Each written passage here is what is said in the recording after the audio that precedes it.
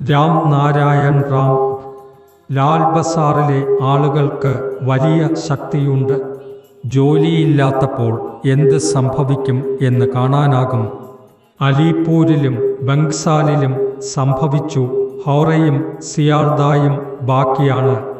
ബ്രിട്ടീഷുകാരിൽ നിന്ന് കുറച്ചുകൂടി അടികൾ വാങ്ങി പാഠം പഠിക്കേണ്ടിയിരുന്നുവെന്ന് തോന്നുന്നു. ക്ലാസ്സിലേക്ക് പോകാൻ ആഗ്രഹമില്ല, കാരണം ഇതിലൂടെ ഒന്നും ഉണ്ടാകില്ലെന്ന് പലർക്കും അറിയാം.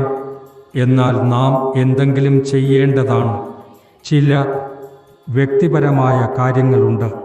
ശരീരമുണ്ട് എങ്കിൽ രോഗവും മരണവും അങ്ങേ വന്നേ തീരും എന്നത് ശാശ്വത സത്യമാണ്. രോഗവും മരണവും വരുന്നത് പ്രകൃതിയുടെ നിയമമാണ്.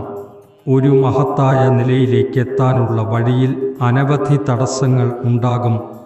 ഈ ലോകത്തിലെവിടെയും മാത്രമല്ല, കാണാനാകാത്തതും ഉണ്ട്.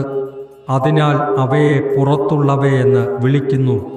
എന്നാൽ കുറച്ച് ആളുകളെ ഒഴികെ മറ്റു ആരും അവയിൽ കുടുങ്ങുന്നില്ല.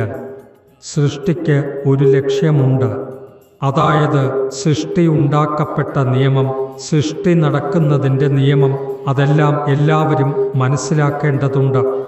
ആ ബോധം നേടാൻ എല്ലാ സംവിധാനവും ഉണ്ടായിരിക്കുന്നു.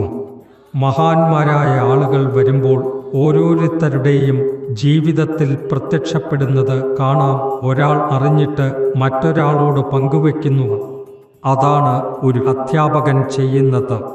പഠിച്ചിട്ട് പഠിപ്പിക്കുക. അവിടെയും തടസ്സങ്ങൾ വരാം.